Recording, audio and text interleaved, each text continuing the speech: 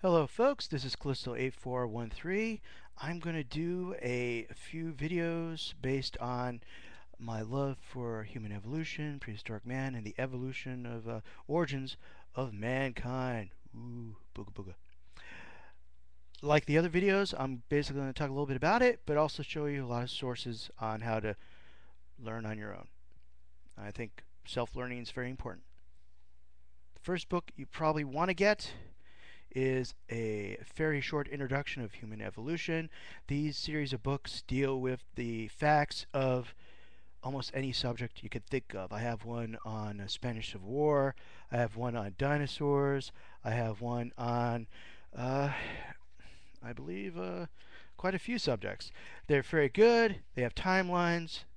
Just the facts, really. I mean, literally just the facts. This is 111 pages. As you can tell by this short, small print, you might have some problem with it. But the facts is, especially about human evolution, that we only have a little bit of evidence.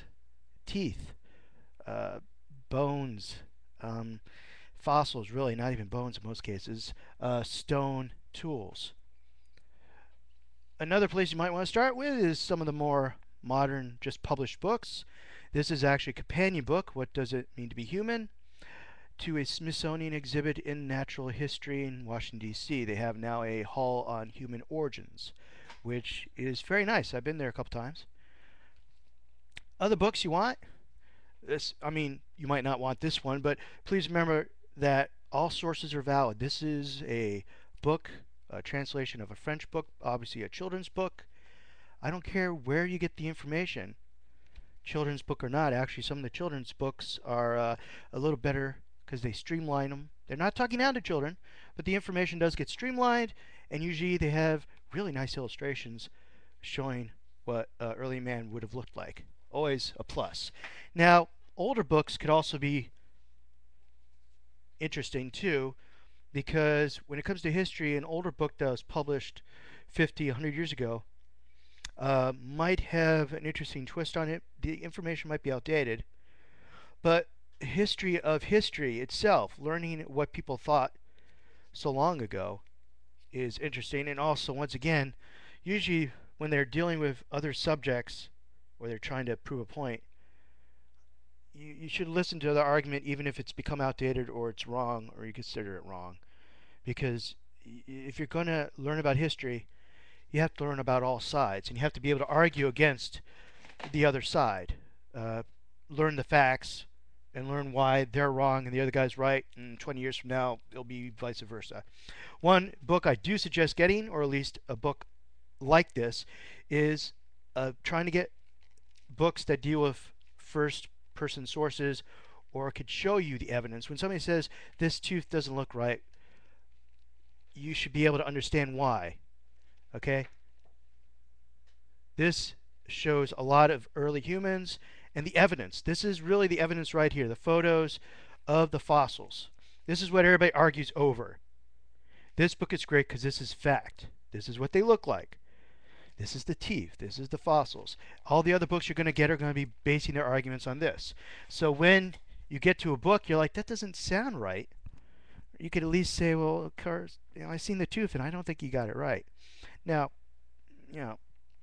problem is they might have gotten it right, but at least you'll be able to say, I've seen the tooth or the fossil or something like that. You really do want to be able to see what they're describing. Another book you might want to get, or books, you want to learn about the evolution of human anatomy. Okay? Primates, basically. And this talks about their behavior and all this. Evolution is a lot of guesswork once again. They try to look at other primates, they try to look at other animals, how they deal with situations, and try to cram them into the empty spaces of knowledge. This is what might have happened. Okay? So when they start doing reconstructions of extinct human beings, and they start giving you pictures like that, at least you have enough knowledge to say, well, they probably got it right. Or, well, they're probably guessing on some things. They don't know what the color of their hair was, but they could probably guess based on animals that live in that same environment. Now, there's always going to be favorites. Neanderthals happen to be my favorites. My favorites. Information about them always changing almost every year. They decided that North non-African human descendants who went through the Middle East probably did interbreed with Neanderthals, which means we have Neanderthal genes. Now they're arguing that probably didn't and it's an accident and all that. We know a lot about where people lived. The problem is sometimes the dating's wrong and you're like, well, they lived together?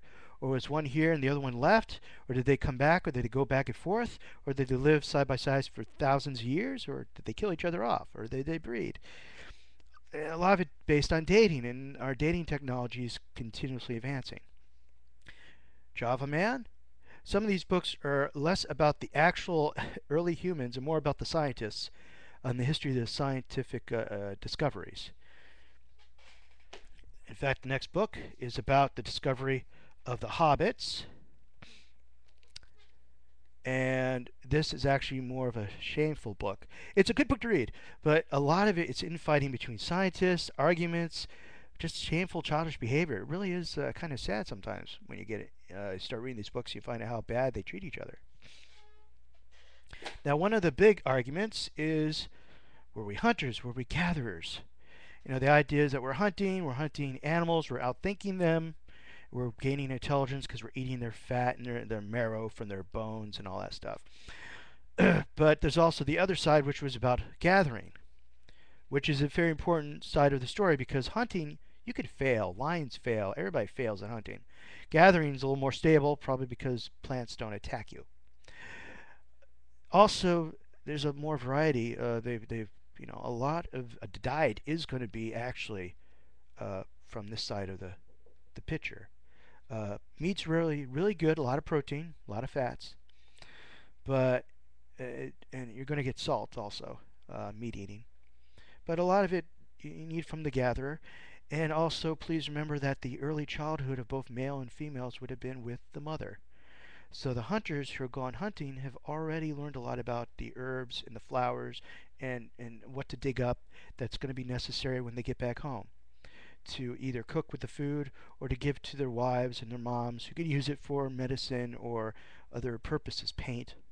You know. So even though a guy might be a hunter, he's also going to be a gatherer. So it actually is more important than we thought. In fact, many people, there's still the discussion about hunters or the hunted. The idea, once again, that intelligence was built on because of our hunting skills. We hunted, we gained intelligence from the fat and the food, our brain got bigger, and we continued to hunt, and it became a big cycle. Well, like I said, that's debatable. In fact, I myself believe it's a little bit of everything. Man, the hunted. A lot of predators ate human beings. It's easier to pull apart a chimpanzee or a orangutan or for a big cat to rip apart a primate than it is for it to rip apart, like, say, a goat. A goat's bones are fused together. It's hard to get to pieces. Baboon, on the other hand, it's easy to rip apart. We're like candy, okay? We're the snack in the morning that gets the leopard or the jaguar, wake them up. And that's one of the reasons why big cats and primates, especially in Africa, there's this war going on. Baboons hate primates. They'll wake up in the morning, come down the tree, and the first one get down there sometimes gets attacked. So there's a lot of argument, but I'm pretty sure that we're scavengers, hunters, and hunted. It's a collection of all. We're trying to eat all the food. We're trying to get all the resources. Now, to understand a lot of what those books are dealing with, you do have to get into evolution. Now, Darwin's theory of evolution's held up over the years. I don't think there's really much of an argument among most scientists, even Christian scientists, that there is such thing as evolution. It's just how it works. And Darwin so far is number one. Maybe in 50 years, 100 years, he'll be different. The problem also of evolution, just to get a little sidetracked here, is when you believe that people are evolved, then you start believing that other people are not as evolved as you. And that gets into serious issues in history. It helps you understand a little bit about things like the eugenics program and genetic engineering, fears of genetic engineering. But if you do believe, if you have enough information to understand genetics, then a lot of other books that deal with evolution from a genetic point of view, not a fossil point of view, can be very helpful. This is also a DVD out there someplace, I believe.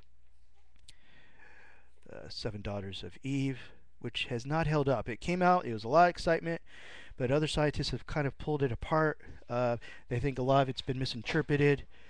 I'm really not advanced enough to tell you whether it's not or you know, you read the book, it sounds great, and then you read other books that attack it, they sound great, and you have to really, once again, you have to study the evidence, learn on your own. Now, a lot of books deal with the environment. You know, why did Neanderthals, who were who were made to deal with cold environments, cold climates, do so badly compared to people who are just coming out of Africa? Was it because early Cro-Magnon had tool use and knew how to make waterproof clothing and this and that and the other? And to understand this properly, you have to understand the environments they lived in. And this is also usually kind of fun too, because you get to deal with you know, Ice Age mammals. Woohoo! North America. You know, it gets. This is probably what the Native Americans would have had to deal with when they came over came over from Asia. This one deals with, yep, Ice Age extinction and the rewilding of America. The idea of bringing elephants and stuff to North America. It's an interesting idea, but at least it kind of explains. They examine what happened to those big mammals. I don't think the Native Americans went wild and killed everybody. I think there's more than one wave. People keep on forgetting. There's more than one wave of Native Americans. They came over. There's probably some disruption of the natural environment. It stabilized again. Another wave showed up. Maybe it was just too many waves, too many people showing up at the same time, eating the same animals, doing the same thing. Because they're humans, they're fighting over the same animals. Maybe they are fighting, literally killing animals, so the other tribes can't live like some early cowboys, you know, in the West. Now, there is a lot of books out there that are companions to DVDs. We'll get that into another section. One of the nicest ones is Walking with Caveman, because they explain in here things they don't explain in the DVD. They're able to get into more detail. There's little chapters inside, bars like that show you the evidence. Once again, you want to see. You don't want to be told this is what happened. You want to understand why it happened. You want to see the evidence. Now, this is a little broader. The Complete Guide to Prehistoric Life. This is based on the Walking with Dinosaurs, Walking with Caveman, Walking with Beasts, Walking with Monsters. It's a timeline of the creatures. And it does get into areas near the end that deal with, there's this, primate. So we start getting into animals that early human would have had to dealt with, fight over, or eat. What I'm going to do is end this one now, and I'm going to continue with part 2 about prehistoric humans. Okay? Thank you very much for listening.